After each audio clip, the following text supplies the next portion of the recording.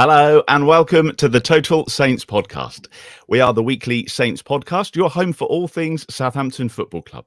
This podcast is being live streamed on Facebook, Twitter, Twitch and YouTube. We're going to be checking your comments as we go through the show. So if you're watching live and you've got something to say, do get involved in the conversation tonight. Our podcast is entirely supported by our loyal patron community. Without them, we couldn't make this show each week. And we've got two new patrons who joined us in the last week. So a huge welcome to Andrew Crompton, who joined our Bobby Stokes tier, and also Joe, who joined our James Beattie tier. Thank you, guys. We really appreciate your support, and a bit more on that and how you can help later on. Coming up this week on the podcast, Saints fall to a 1-0 defeat against AZ Alkmaar in their final pre-season game. But have we seen enough to convince ourselves that we'll have a decent start to the season? The competitive football starts this week with almost 3,000 Saints fans making their way to Hillsborough on Friday evening for the Championship curtain opener at Sheffield Wednesday. Going to be joined by James Mappin from the Wednesday Till I Die podcast to preview that game later. And in a week that promised so much, very little was actually confirmed regarding transfers, but we'll check the latest rumours for you and we'll discuss our best 11 for Friday. My name is Martin Starke and I'm joined by our regular contributors. Steve Grant is the owner of SaintsWeb. Glen de Cour is the writer of the blog League 1-10. And Alfie House is the Southampton reporter for the Southern Daily Echo. All underpinned by our TSP patrons. This is episode 237 of the Total Saints podcast. Now, before we kick things off this week, just one final call before the season starts for the TSP FPL. As we mentioned last week, one perk for all our patron tiers is access to our League and Cup TSP FPL. We run this throughout the season with exclusive TSP merchandise given to the winners of each. Now, if you're a patron, you'll find details of how to access this in your patron account and in your DMs. And if you're a new sign up, you'll get the details in your welcome message. And if you do want to get involved this week before the start of the season and support TSP with a monthly subscription, you can head over to patreon.com/Total Saints podcast for more details. All the links are in the podcast show notes and the YouTube description. So on to the football. And Saints ended their pre-season schedule with a 1-0 defeat against AZ Alkmaar at St Mary's on Saturday. We all saw the game. Glenn, what were the positives to take away from this one, if there were any?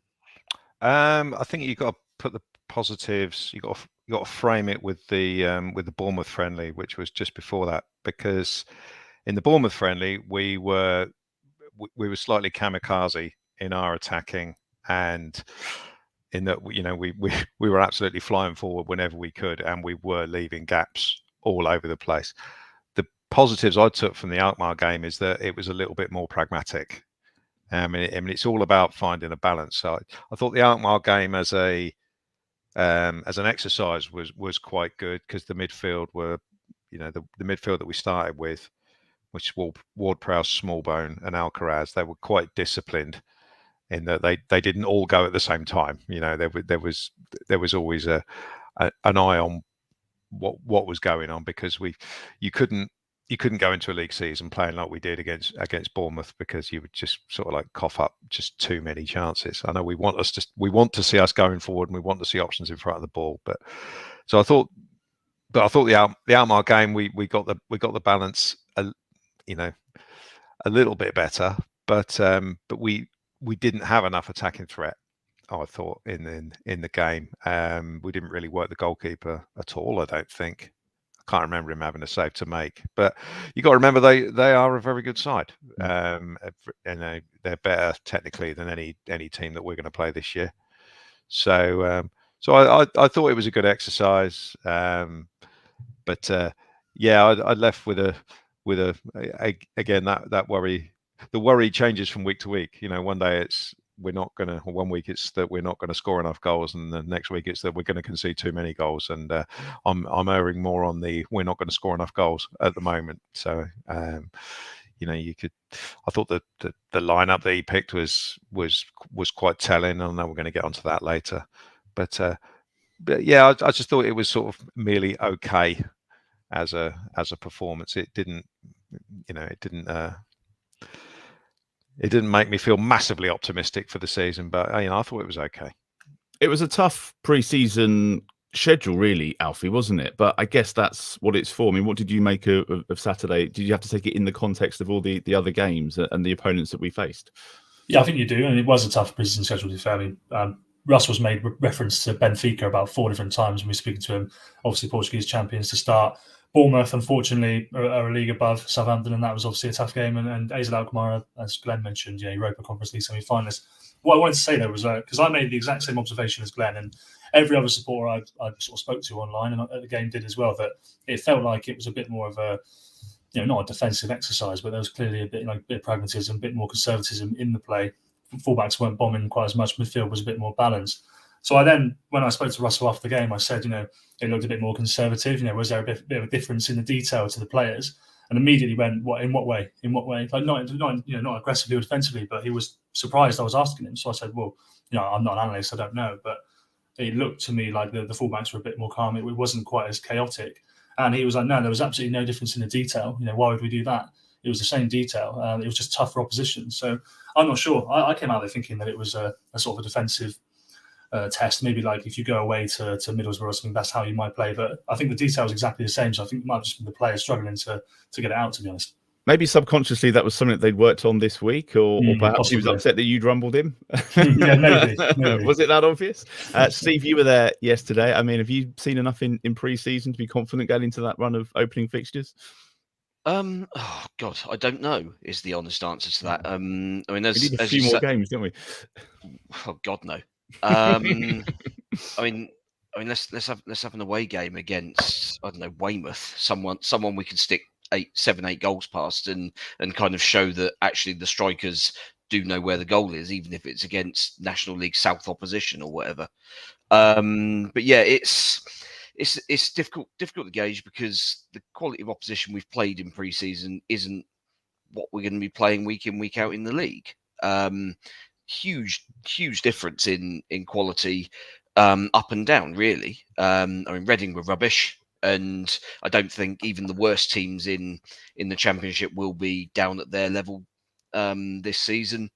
Similarly, Bournemouth are Premier League side, unfortunately, and look to have spent another fair bit of money with the idea of keeping themselves there. So they're still that, just that little bit better than us, and certainly sharper than us was kind of the big difference I think that came out of that game on Tuesday. Although, I mean, as you say, from an attacking perspective, we looked all right in that game, I thought. But it was, it's the problem we've got, and it's obviously something that Russell Martin's identified and has moaned about a couple of times already, which is that the team that starts on Friday night is, I mean, you could realistically take 5 or 6 players out of whatever 11 he names on Friday night, and those players won't be registered to the club on the 1st of September. So that's kind of the frustrating situation that we're in, that our kind of early run of games in the first 2 months really are against a lot of the sides that we would expect to be kind of there or thereabouts. I mean, I probably don't include Sheffield Wednesday and Plymouth in that, but as newly promoted sides, they obviously come up with a little bit of momentum. But then you're talking, I mean, Norwich, not sure about them really, but with parachute payments, they should still be competitive. We've obviously got Leicester, Leeds, Middlesbrough, Sunderland, who were both in the playoff picture last season. So it's a tough old start for us. And I think, I mean, maybe that helps. Maybe that kind of focuses minds that actually you can't really experiment in these early games because you're already up against the kind of the sides you're likely to be competing on even footing with. So perhaps it's good that we get those games out of the way. You basically just stick whatever first 11 you can get away with out of there from the start, and you kind of hope to kind of blag your way through to a certain extent, and you make changes as and when you need to, as and when those sales any sales go through, we're then able to bring in potential replacements, and then that's when the changes in the starting 11 can take place. And that's kind of, I think, realistically, we're probably not going to know our strongest 11 in this division until the middle of October. Do you think he knows who he doesn't want though, and is that more important? Because you talk about like we might know the best 11, but he certainly has identified those that don't fit into his way of playing. He's got to have that list of players that at all costs he's not going to start. He doesn't want in the squad. Yeah, definitely. I mean, do we kind of draw conclusions from Tuesday night and the lineup, and the bench from yesterday, in that Alex McCarthy looked an absolute wreck trying to pass the ball out from the back, as I think we probably all predicted would happen. And come Saturday, he's not even sat on the bench. Is that a pointer? I mean, we've obviously discussed McCarthy in detail over the last probably 2 years about the fact that realistically we're still not going to be able to get rid of him anyway. Nobody's going to pick his wages up.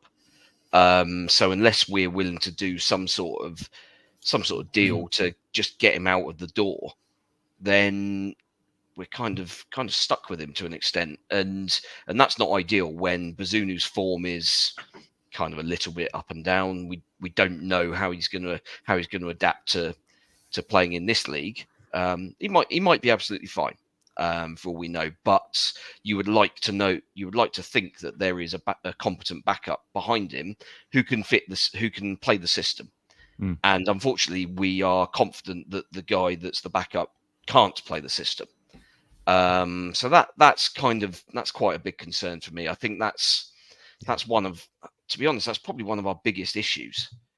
The goalkeeper situation. I think I'm fairly relaxed on Bazunu for now. Obviously, bearing in mind a couple of sort of fairly monumental errors in these preseason games, but you can, as with anything in preseason, you can write it off. Well, it's preseason. People are getting fit. You're lacking sharpness, whatever. Once the real stuff kicks off, if he's letting them in the near post like he did in Turkey, or if he's letting one underneath him as he did at Reading last week, then all of a sudden there's big questions, and the only answer to that question is Alex McCarthy, and it's not an answer, frankly. We're asking the wrong question if that's the answer, as they say. Glenn, who's really grasped the nettle, do you think? Who's really stood out for you with this pre-season? Is there anybody that you think actually you're a little bit surprised? I'm thinking of some of the younger players perhaps that have been given a chance to start. Well, I think I said last week, Sam Amayor has gone from 16-year-old, and he's now probably he's probably moved ahead of the likes of Dominic Ballard and Kamari Doyle. I know Ballard's been injured.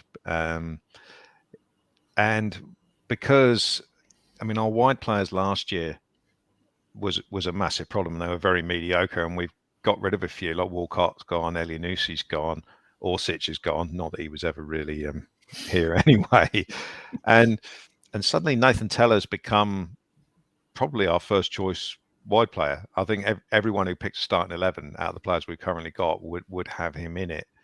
And Sam Adozie, almost by default, has become the choice on the other side, because, I mean, where's Suleimana's not played a minute, so we've got to assume that he's not going to play a minute. I mean, that's a bit of a mystery. He's been around the club, but he's been injured apparently. No, he's been injured apparently. He's back in training now. Is it a proper injury, or is it a Salisu injury? Salisu injury. I don't know. Yeah. Okay.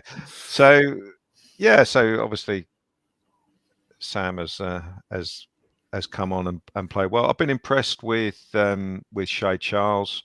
He looked a bit ponderous when he played that game against Reading. He got totally done on the second goal, but I thought he's looked better and better. They've slotted him in on the right hand side with Stevens on the left, and whilst Bednarek is injured, that is probably the way he's going to go, because there's question marks over all the other centre halves. Obviously Salazar's gone, thankfully.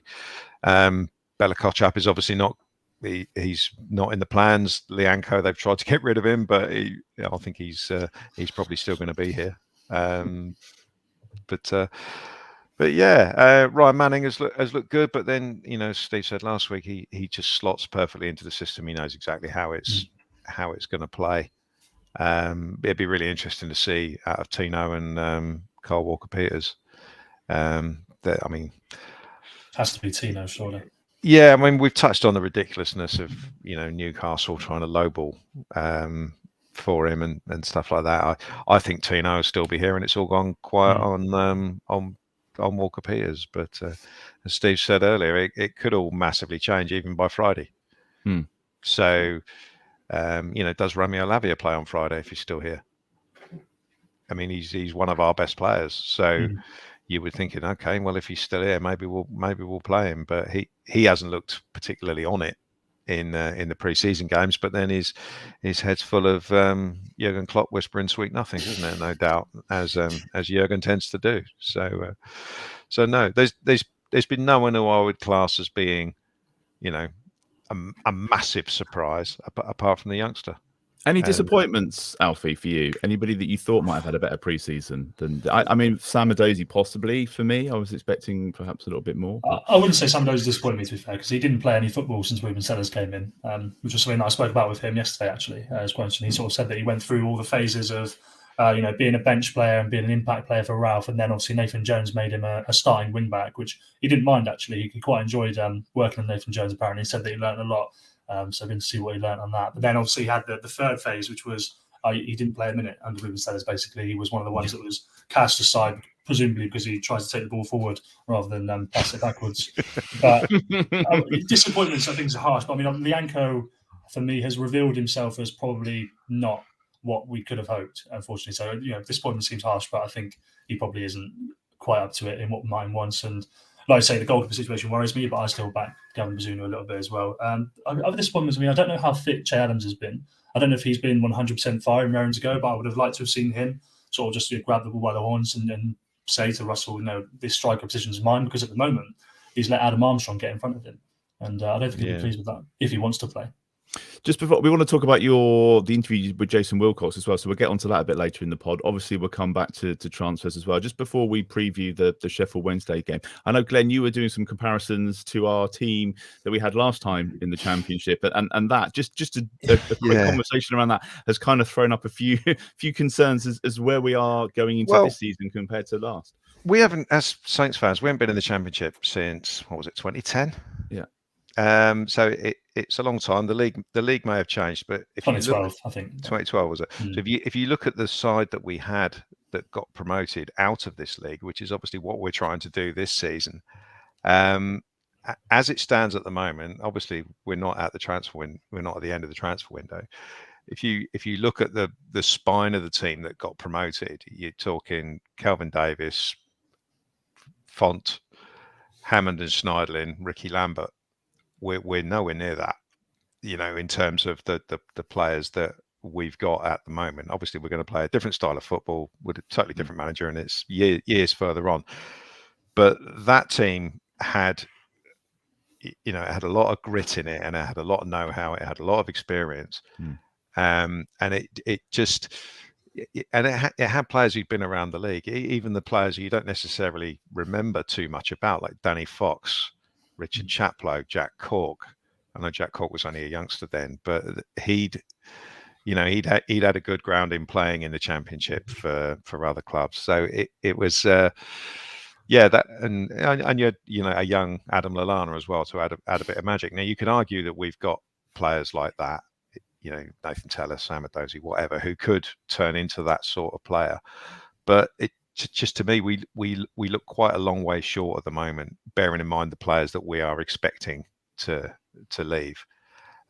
So I think there's a lot of work to do, and hopefully there are sort of deals lined up for incoming players for when Romeo Lavia or James Ward-Prowse do leave, as seems inevitable. When there's some money in the kitty. But yeah, it's when you It's a bit doom and gloom that, but you kind of look back at that team that did get promoted and sort of think, yeah, we're quite a long way short of that. At the Who's moment. going to score Did 20 most of those goals? players play in League One as well? Isn't that just incredible? Yeah. Quite a lot of them, yeah. It was the team spirit as well, wasn't there? And that winning mentality which we had last time going into the league, which we obviously the team spirit and the winning mentality came from the League One seasons, where the first season we won enough games to get promoted, or to make the playoffs, bar the 10 points, obviously won the JPT, got promoted, and then the championship was just a continuation of that. We've got to turn it around, obviously, because we've been losing for the best part of 3 years, and we got to turn it around. And it'll be interesting to see whether the characters we've got in the squad at the moment are capable of doing that. Well, if you're watching live on Sunday evening, do get involved with the comments with your starting 11 and who's impressed you during pre-season, who you think we need to bring in, what areas we need to address as well, because we'll look at those a bit later. Now, the season in the Championship kicks off on Friday evening with the trip to Sheffield Wednesday. To help us preview that, I'm pleased to welcome James Mappin from the Wednesday Till I Die podcast. Hi, James. How you doing? Hi, guys. Yeah, all good. Thank you very much. Thanks for having me on. Well, we were chatting to you last season, weren't we, before the League Cup game, which I'm sure we'll get on to in just a moment. But it's been a busy season, or busy pre-season for you guys as well. You've appointed a new manager this summer. How's that all working out? Do you see that as an upgrade? It's a tricky one, to be honest. I think Darren Moore kind of split quite a lot of people last season, and the season before when he was here. I mean, you can't deny that he did the job in terms of he got us out of League One, which is what we needed to do. But there were some people that didn't like him for whatever reason. Me personally, I thought he'd done a great job. But yeah, unfortunately, football things happen. Disagreements behind the scenes and everything, and obviously everything fell down. To be honest, there weren't many names in the hat that I looked at and thought, wow, that would be a fantastic appointment.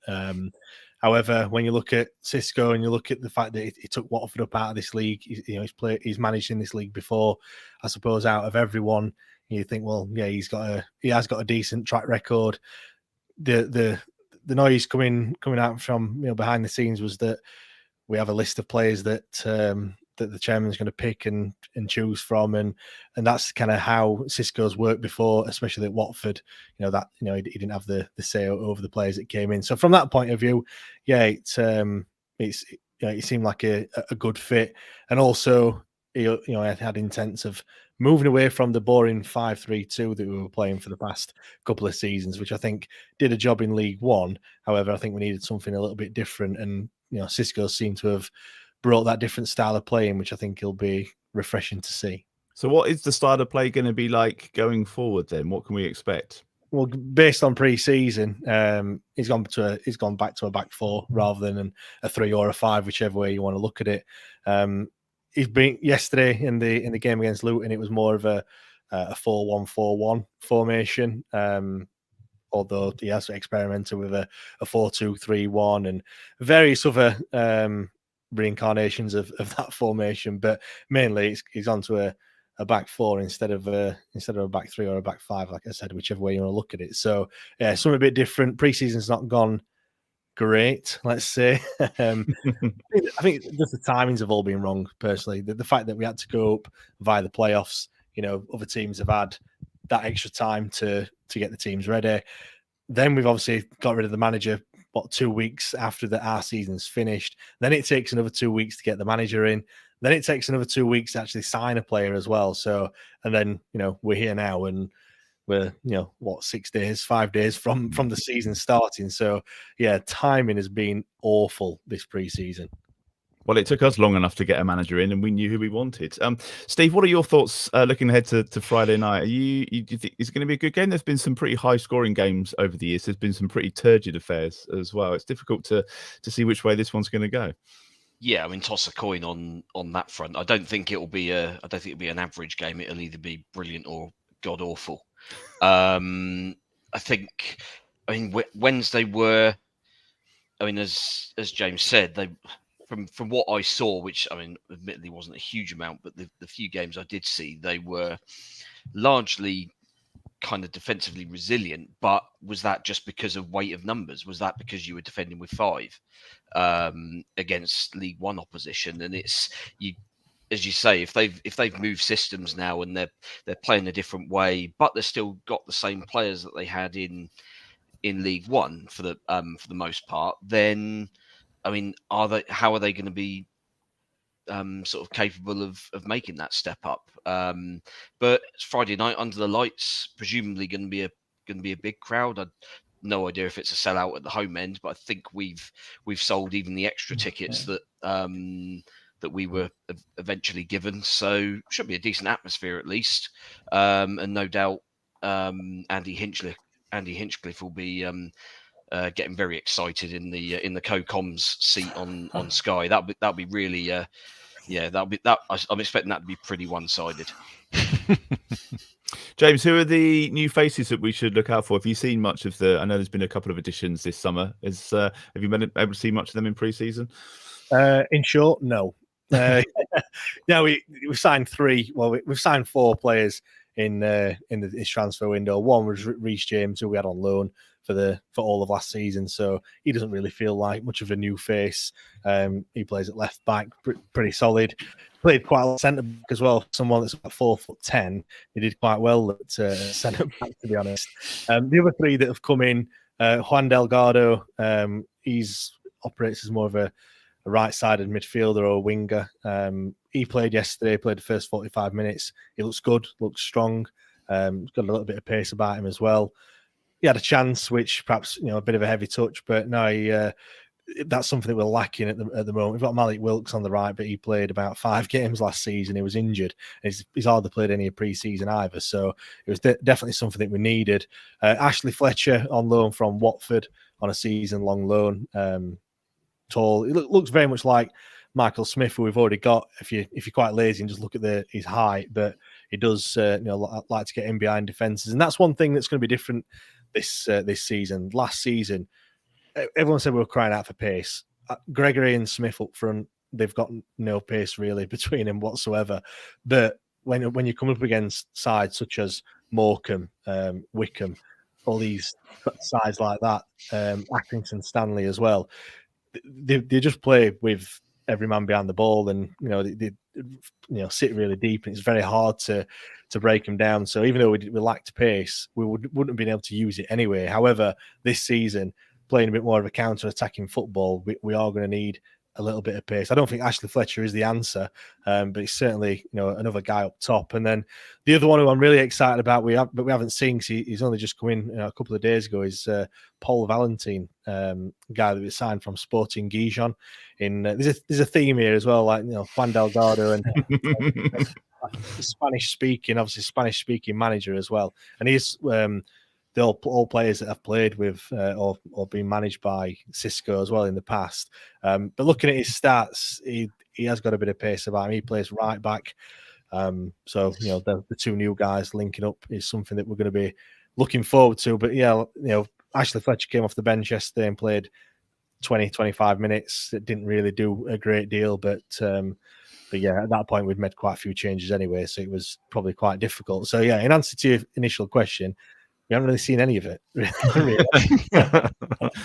We'll make our conclusions on Friday. Glen, on paper, a great fixture for us, really. If you're looking at home, would probably be ideal, but great opportunity on the Friday night. And as we talked about with that starting 11, there's going to be a number of players there which probably won't be there had this game been in September. So it's a good opportunity. Yeah, it's interesting from the. I do wonder what the teams thought, who, like Sheffield Wednesday, we got Southampton in the first couple of weeks before the transfer window shuts, because we could, in theory, have several players of Premier League quality who will probably be playing in the Premier League, or we could be not playing any of those, or they could all be suffering like Lavia is with his head full of Jurgen Klopp sweet nothings. So it's interesting to see how we go. I mean, James said he's got no real idea what Sheffield Wednesday are going to do, and we're exactly the same. We've got no idea how the team that we've been watching in pre-season is going to do in a competitive game. I mean, when I saw I saw the Carabao Cup game last year, and the one thing for me that stood out about Sheffield Wednesday, you were very unlucky to lose the game on penalties, I thought, overall, was that we really struggled with the physicality of the the central defenders and the I can't remember his name. There was a guy who just ran everywhere in midfield, and it was just, we really struggled. I mean, you played us at a funny time because we just sacked Ralph, and we were managerless. Soon to appoint the genius that was Nathan Jones. So it was a bit of a strange game. So it probably doesn't have much of a pointer towards this, but I'm not sure that playing a newly promoted club away on a Friday night on the first game for the reasons is necessarily a good it's not good. We got Sheffield Wednesday and we got Plymouth first 2 away games. And you were talking about our last season in the league where we had the momentum, where we come up from League One and we had that spine, and so momentum is something we definitely haven't got. Unless downwards counts. Yeah, the momentum has gone, by the way. Massive.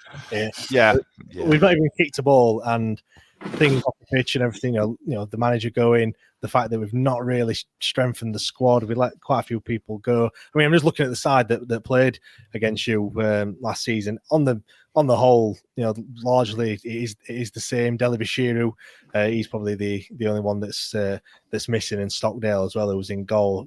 McGuinness went back to Cardiff as well. He was a big loss, but everyone else is still there. Will Volk came off the bench. Smith came off late on, and Reece James, who I mentioned earlier, he also came off. So the vast majority of the players we have still got, obviously playing in a totally different system now. We have already got a few little niggly injuries already, which I'm sure we're going to get a lot of those this season. That's kind of a big worry. The strength in depth that we just haven't got any strength in depth whatsoever. But going back to the momentum and stuff, we missed a massive opportunity by, obviously, I'm sure everyone saw the Peterborough game when we were 4-0 down in the first leg and come back to win that on penalties, and then again at Wembley, the 123rd minute winner, in kind of dramatic scenes and everything. And there's a massive buzz around Sheffield Wednesday and ticket prices, which I know you boys have had your tickets subsidised by sponsors and stuff like that. Loads of things that have happened which have just really not captured the enthusiasm behind Sheffield Wednesday fans, and made quite a lot of fans quite angry, to be honest. And it's not really what you want, having been promoted in the way that we did. You want to ride on that crest of a wave, and unfortunately, it's just not there anymore. I can see that it would take the shine off it. Are you kind of expecting to, if you had to do a prediction for the entire season, are you kind of expecting to struggle and it would be decent to stay up, sort of thing, or are there more? Do you have more ambitions to push into the top half, sort of thing? It's a funny one because when I mentioned there, the squad is largely the same. There is some players in there that last season we were saying championship quality. Barry Bannon, Josh Windass, Will Volks, George Byers. They're all. Windass and Byers were injured for the back end of the season, and we really missed them. They're certainly players that could easily play in the championship. So you look at that and you think, well, we've probably got a good spine there and could do quite well. The worry is just the strength in depth. We've got 20 first team players, which is just not enough. Like, that is literally enough for. We've got a few spare. We've got about 86. It's literally just enough to fill the bench with 9 subs now. We're going to be playing kids, and the pre-season has been dominated by the kids playing, which they weren't good enough last season. So we did I think we had the oldest squad and the least amount of minutes to under 23s last season.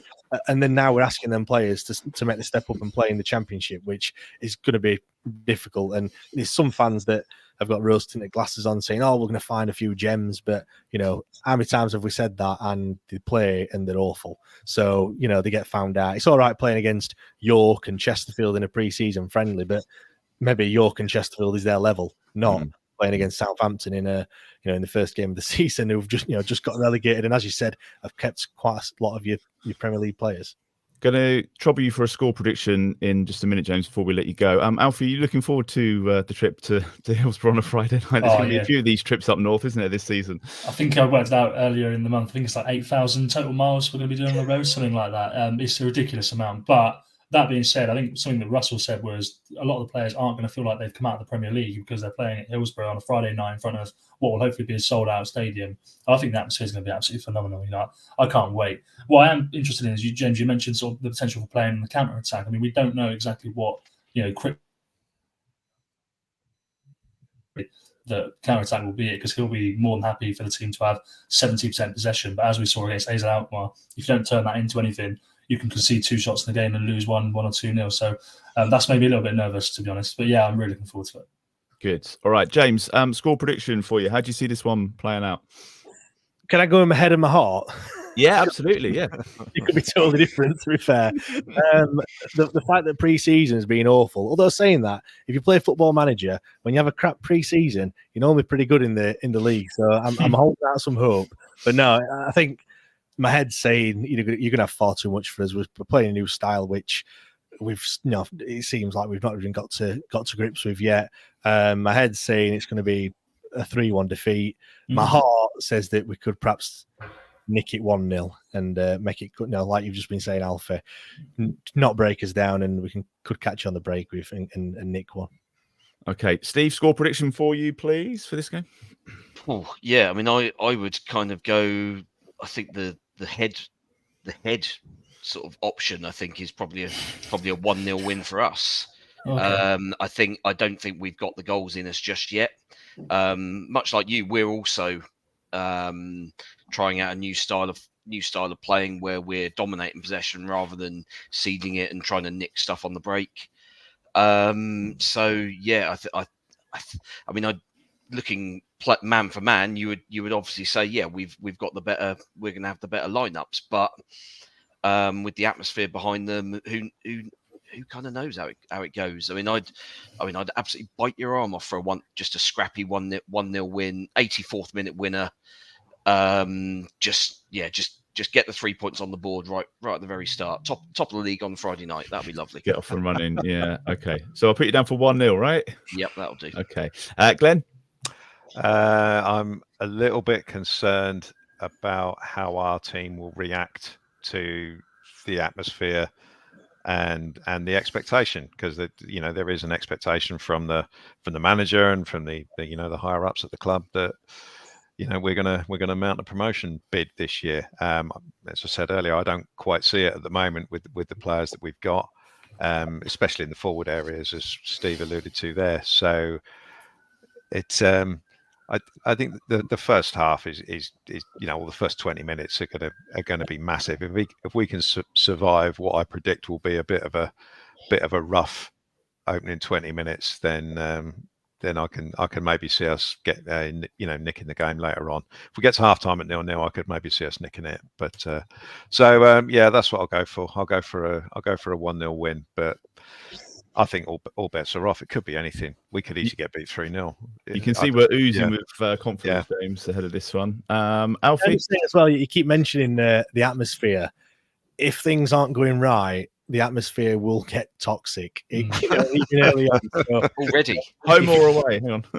No, for us, if you can get an early goal, and things aren't going our way, like I said, the fans can turn quite quickly. So yeah, don't think that we're going to be getting behind the team and willing on and things like that. It's going to be the opposite way around. This is great in the championship. I love it already. I love it. This is brilliant. It's much better, isn't it? Alfie, score prediction. What are you saying? Well, in my head, I've had the entire episode. I was going to go with 1-1. But the fact that even Steve and Glen have gone for a win makes me feel that I probably should change. But I'm going to go 1-0. I'm going to have to stick with it. Okay, all right. Before I go, so just a question for you boys. Are you optimistic that the fact that obviously last season was awful for yourselves? Just to get back to winning some games.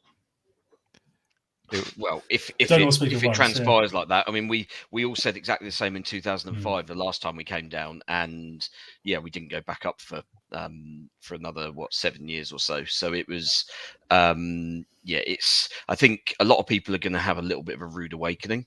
But I mean, I said this a lot last season that I thought that the talent in the squad was there for us to stay up.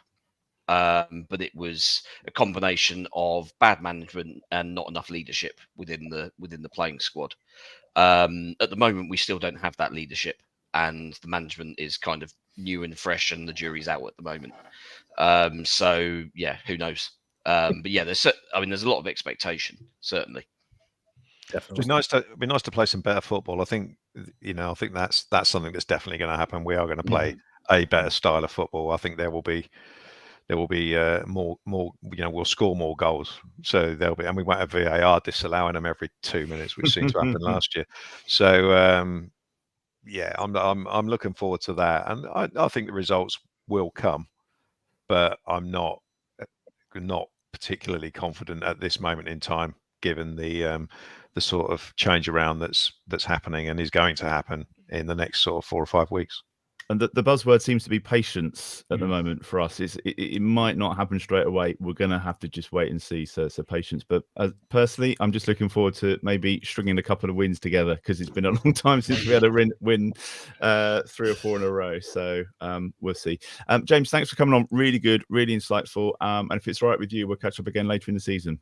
Yeah, no problem. Well, I've tipped Southampton to go up this season, but having listened, you haven't put money on it, have you? No, I haven't. We're doing our prediction show straight after this, but having listened to you, I think I might have to rethink that.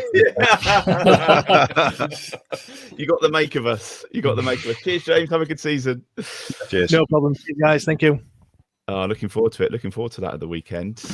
Before we finish, a couple of other bits. Alfie, I just want to chat about the interview that you did with Jason Wilcox, which just seemed to go on forever. Wasn't it? Like, you sat down with him for an hour, and I got the impression that he was just happy to chat and get stuff out there, and that we've not had for a while. Yeah, exactly. We got to about 55 minutes in. I still wanted to ask a few more questions about the academy, and the club communication manager tried to wrap it up and say, we can sort of leave now if you want, Jason. He was straight away. He was like, no, it's fine. We carry on. Then second we stopped recording, we kept talking all the way down to the car park, and in his nice Mercedes, he waved us off as well. So he's obviously a great guy and happy to chat. The message from him that was absolutely clear, and that's why I've gone for a 1-1, was that he wants time, patience, and backing. He said it in his lead words exactly. He said, we're not going to change what we're doing, so you might as well get behind it. And I think that that it could take a little while. I do think it could take a little while, but I think I agree with you. It's refreshing, isn't it, to have somebody who's clearly so important. Working really closely with Russell. He's been working since January, 6 days a week at Man City, and then on his day off, he would get the train down from Manchester to London, sit in the office with Sport Public, and design the game models and interview for, I think it was between 12 and 15 brand new, really important roles at the club. So he's been working hard, and it's meeting all these people that I've been really lucky to do. Obviously, I met Sport Public back in May. I met Jason. I met Phil Parsons, the club's new CEO, when I was out in Turkey. And they are all good people. They are all charismatic. They're really interested, and that's what's given me the confidence, is that I really do believe that the right people are in place. We just have to see the results now. It was refreshingly honest about James Ward-Prowse and the West Ham bid, because he didn't have to divulge their opening bid and admit that the dialogue had happened. He could have just brushed that off, but that was nice to hear, I thought. Yeah, from an honesty point of view, not that West Ham are going to nick our best player. No, of course, but I think it's also, it's beneficial for them to have that out, isn't it? That they're not going to accept 20 million quid for James Ward-Prowse, and we've seen that apparently we're getting 12.5, 15, 17 million, depending on who you believe, for Mohamed Salisu, which is an unbelievable deal if we can pull that off and get all of our money back and more on Mohamed Salisu. So yeah, it feels like it's credit to Sport Public, to be fair, because we've been obviously really, really critical of them, and I think the decisions they made last year were obviously most part poor. The January recruitment, which was led by Rasmus Ankerson, was pretty catastrophic, to be honest with you. Like, there aren't too many words for it. But what they've done now is they've said, all right, fair enough, we hold our hands up. Yeah, we hold our hands up, and they've put people in place to do those things for them, and that's what needed to happen. It's a really good chat. They are rejecting offers. They're rejecting big offers. They're turning down £37 million for Romeo Lavia. How many Championship clubs have rejected a £37 million offer? It's really good. Yeah, it's a great chat if you get a chance to read it, by the way. Glenn, I know Salisu out the door. We're not going to shed any tears over that. No. My first thought was, who's going to take the long throws? But to get 15 million euros is a decent amount of money for someone that checked out a few months ago. Yeah, regardless of what he's like as a player, you've just got to look at the person. He's not as good as he thinks he is. He really phoned it in, certainly since the World Cup. Good defending is all about consistency. It's about putting in 8, 9, 10 games without making a mistake or without, just having a poor game. And I can't think he probably didn't string 2 or 3 games together last year where he actually played well, even in the first half of the season. And the mysterious injury where no one knows what it is and it's not reported, that keeps him out until he's got something to gain.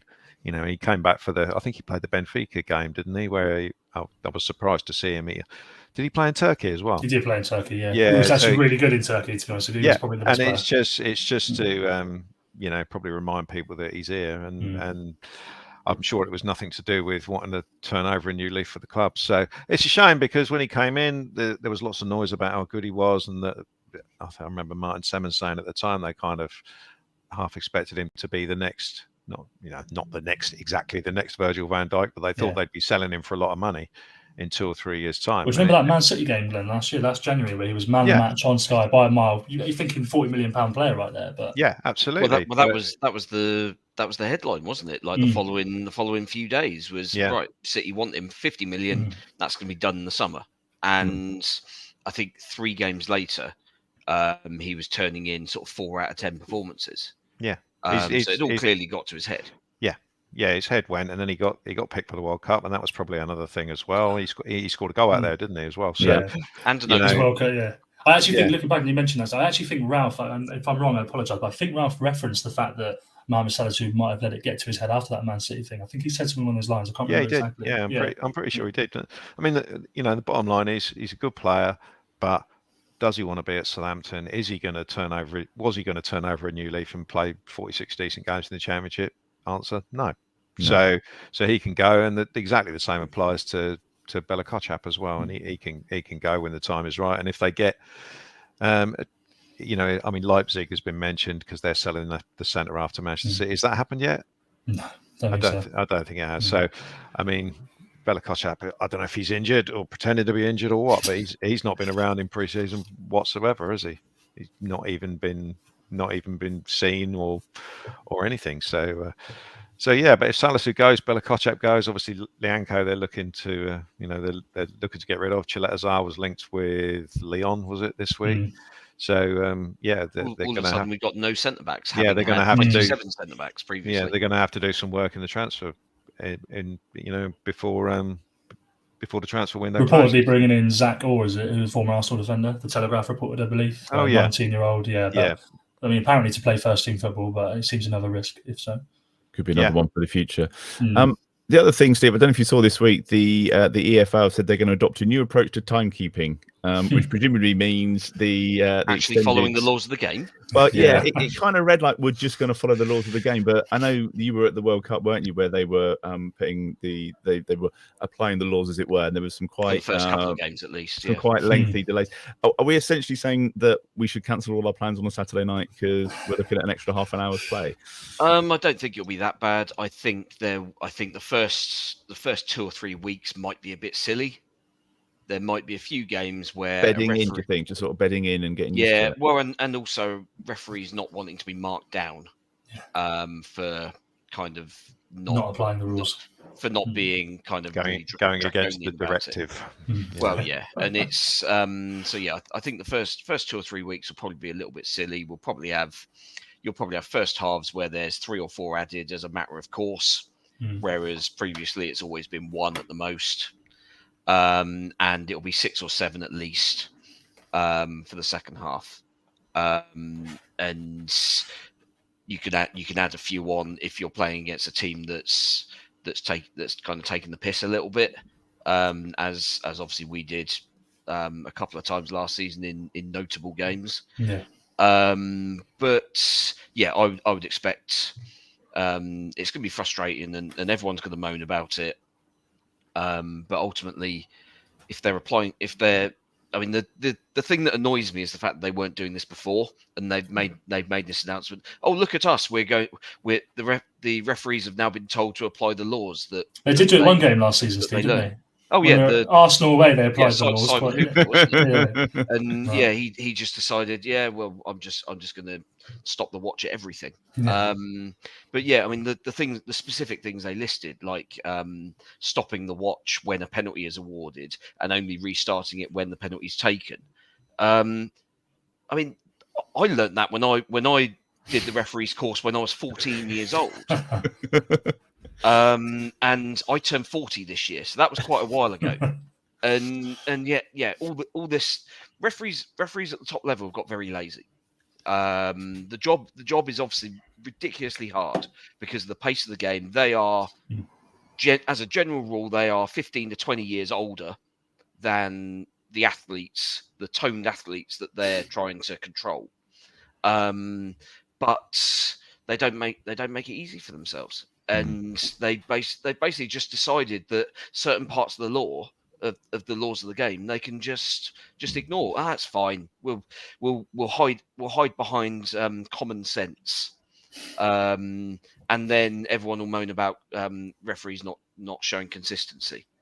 So yeah, I hope it sounds like a change for the better, but as ever, we need to see it in practice first. And given what we've seen in the past from the referees in this country, I'm not wholly optimistic, it must be said. You might be in for a late night on Friday in Sheffield, Alfie. Yeah. We'll see. Listen, thank you, chaps. On that note, I think that's it for this week's pod. We've got through tons of stuff this evening. Don't forget, you can follow Total Saints Podcast on Facebook and Twitter. It's at Total Saints Pod. We're also new to Instagram and Threads. So on there, it's at Total Saints Podcast. We'd love to hear from you and your thoughts during the week. You can either drop us a DM on any of the social media platforms, or you can get in touch on the email. That's totalsaintspodcast@yahoo.co.uk. That's if you've got something to share. We're also on Patreon. That's where you can find out more about supporting the podcast with a monthly contribution. It's patreon.com/Total Saints Podcast. That's where we've got all the different tiers ranging from £5 to £20 per month. And each of the tiers comes with different perks, including those shout outs at the end of the podcast for the patrons in our Francis Benali and our Mick Shannon tier. So cheers again to Dave Melton, Mark Atkins, Matt Hall, Andy Hollis, and Anthony Thompson, who are in the Francis Benali tier, and also to Colt Baker, Dave Ernsberger, Ed Busy, Nick Higston, Phil Cook, Matt Rose, and Nick Reed in the Mick Shannon tier. Thank you, Glenn. Thank you, Alfie. Thank you, Steve. Thank you for watching and listening, and we'll see you again next week.